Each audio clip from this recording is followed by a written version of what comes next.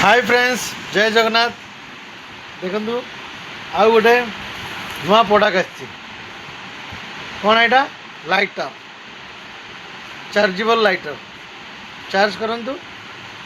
gas और विभिन्न प्रकार जमी सिगरेट जलाई पारे गैस जलाई पारे अगरबत्ती जलाई पारे कैंडल जलाई पारे माने बहुत किसी आइटम जलाई पारे जहाँ कि गोटे थर चार्ज कर तो मस संख्या यूज करूँ एमती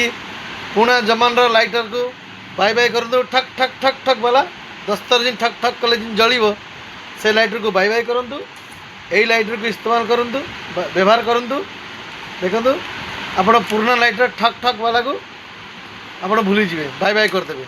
और बाय बाय कर दिखाँ टेक्नोलोजी बहुत आगू पड़ाणी यही व्यवहार कर चार्जेबल वाला बिना ठक ठक आराम से गैस भी बचत रोटे थर गैस जल